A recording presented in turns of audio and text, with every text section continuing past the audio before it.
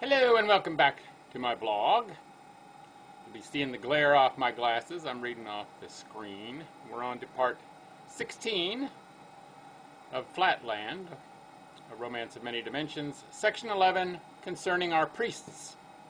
It is high time that I should pass from these brief and discursive notes about things in Flatland to the central event of this book, my initiation into the mysteries of space. That is my subject. All that has gone before is merely preface.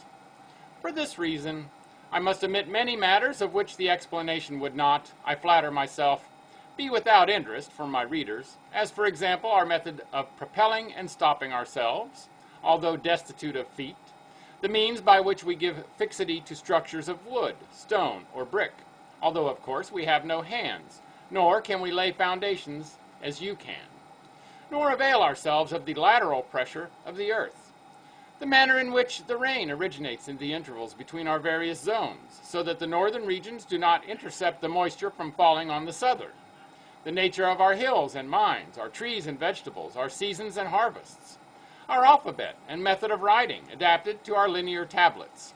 These and 100 other details of our physical existence I must pass over, nor do I mention them now except to indicate to my readers that their omission proceeds not from forgetfulness on the part of the author, but from his regard for the time of the reader.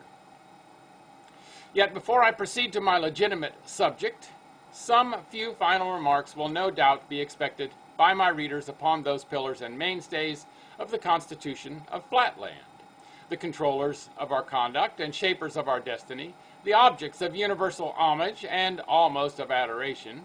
Need I say that I mean our circles, or priests?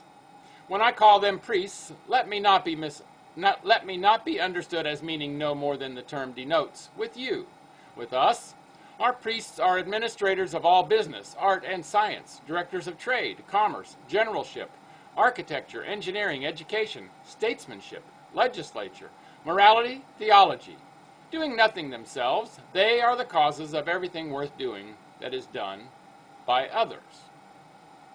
Although popularly everyone called a circle is deemed a circle, yet among the better educated classes it is known that no circle is really a circle, but only a polygon with a very large number of very small sides.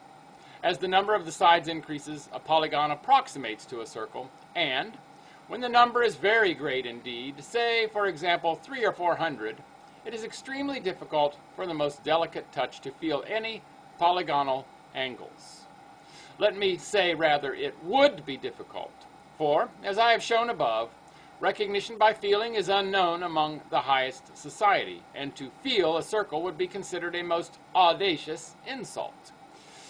This habit of abstention from feeling in the best society enables a circle the more easily to sustain the veil of mystery in which, from his earliest years, he is wont to enwrap the exact nature of his perimeter or circumference.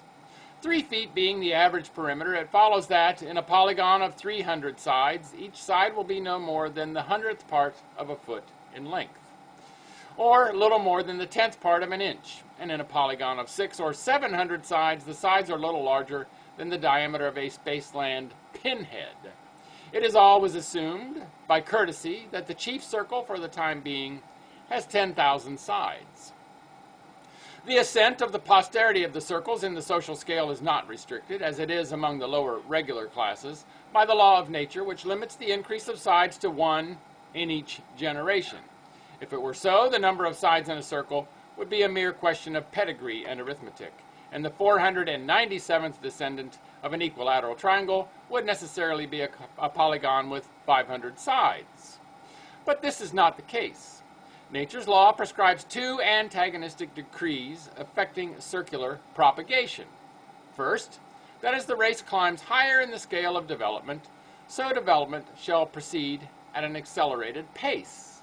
Second, that in the same proportion the race shall become less fertile. Consequently, in the home of a polygon of 400 or 500 sides, it is rare to find a son.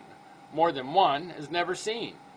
On the other hand, the son of a 500-sided polygon has been known to possess 550 or even 600 sides. Art also steps in to help the process of the higher evolution.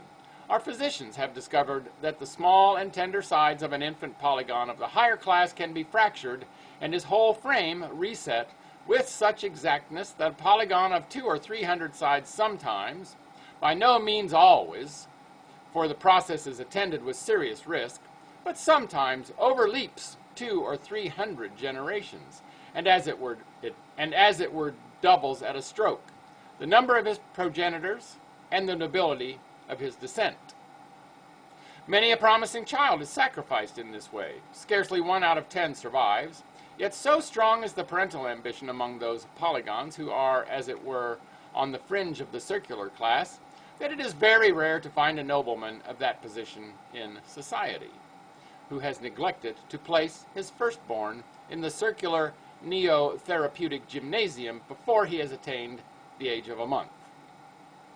1 year determines success or failure. At the end of that time, the child has, in all probability, added 1 more to the tombstones that crowd the neo-therapeutic cemetery. But on rare occasions, a glad procession bears back the little one to his exultant parents, no longer a polygon, but a circle, at least by courtesy. And a single instance of so blessed a result induces multitudes of polygonal parents to submit to similar domestic sacrifices, which have a dissimilar issue. And that's a bit about the priests in Flatland. More tomorrow. Make it a great day, and bye for now.